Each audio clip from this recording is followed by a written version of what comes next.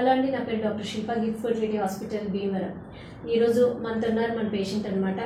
పెళ్ళి 3 years అయింది, కానీ మరి 3 yearsకే ట్రీట్మెంట్ ఏంటి ఇవన్నీ అని అనుకుంటున్నారు. సో వీళ్ళు మ్యారేజ్ అయ్యి 3 years అయ్యి పిల్లలు లేరు అని నా దగ్గరకు వచ్చినప్పుడు మనం టెస్ట్ చేసాం అసలు ప్రాబ్లం ఏంటి అని.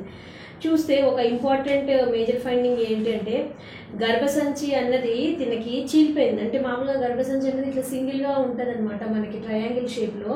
కానీ ఈ గర్భసంచి సొగం ఇటు సొగం ఇటు సొగం 2 చీలింది. ఇది మరి కొద్దిమందికి ఉంటుంది కంజెంటల్ అబ్నార్మాలిటీ, ఇదేం రేర్ కాదు, ఉంటుంది కొద్దిమంది పేషెంట్స్కి.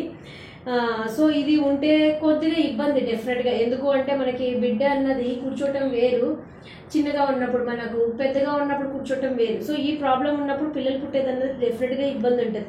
మాకు కూడా ఎంతవరకు ప్రెగ్నెన్సీ వస్తుంది అనుకొని డాక్టర్స్ ఆలోచిస్తామన్నమాట. కానీ మరి ఈరోజు మనం ఒక సక్సెస్ఫుల్ స్టోరీని విందాము. సో ఈ బైకార్నేట్ యుటరస్ అంటే చాలా వరకు సర్జరీ అవసరం అవుతుంది. గర్భసంచిని ఆ మధ్య లేయర్ ఏదైతే ఉంటుందో దానికి కట్ చేసేసుకొని 2గా కలిపి కుట్టేసుకుంటారు, ఇవన్నీ అనుకుంటారు. యాక్చువల్గా బైకార్నేట్ యుటరస్కి ఫస్ట్ ఆఫ్ ఆల్ సర్జరీ అనేది అవసరం ఉండదు. సో తన మాటల్లో తనే చెప్తుంది ఇప్పుడు మ్యారేజ్ ఎలా తెలుసుకొని వచ్చారు, యాక్చువల్గా పిల్లలు పుట్టదు అనుకున్నారా, నేను ఈ ప్రాబ్లం చెప్పినప్పుడు ఎలా ఫీల్ అయ్యింది ఏంటో తన మాటల్లోనే విందాం. నేను ఒక హాస్పిటల్కి వెళ్ళేటప్పటికి వాళ్ళు బైకార్నేట్ యుటరస్ ఉంది, ప్రెగ్నెన్సీ రావడం కష్టమవుతుంది అన్నారు మ్యామ్. మీ హాస్పిటల్ గురించి నాకు మా కజిన్ రిఫర్ చేశారు. మీ హాస్పిటల్కి రాగానే నేను విత్ ఇన్ మినిమల్ మెడికేషన్ తోటే నేను కన్సీవ్ అయ్యాను. అసలు కన్సీవ్ అవుతానా లేదా అనేది నేను అనుకున్నాను. చేయలేదు, అసలు నేను సజెస్ట్ చేయలేదు.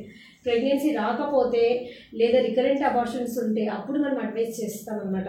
కానీ చక్కగా ఏమీ ఐవీఎఫ్ ట్రీట్మెంట్లు ఇట్లాంటివి ఏమీ ఇవ్వలేదు ఈ ప్రెగ్నెన్సీ కోసం. ఆదర్శనికి బైకార్నేట్ యుటరస్ ఉన్నంత మాత్రం ఐవీఎఫ్ ఏం సజెషన్ కాదు. సో ఓన్లీ విత్ మెడిసిన్స్తోనే దీన్ని చక్కగా కన్సీవ్ అయ్యింది.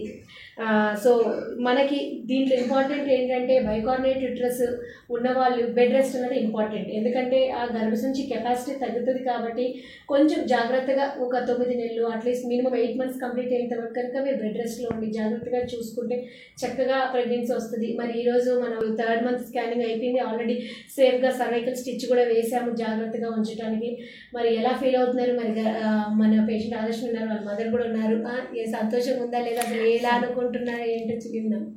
చాలా హ్యాపీగా ఫీల్ అవుతున్నాం మ్యామ్. సంతోషం.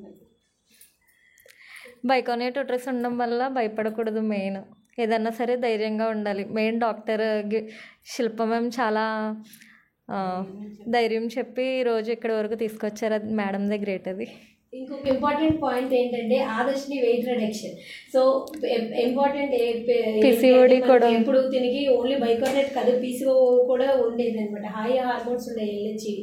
సో ఫస్ట్ నేను చెప్పింది ఏంటంటే ఆదర్శని వెయిట్ రిడక్షన్ అవ్వాలి అని.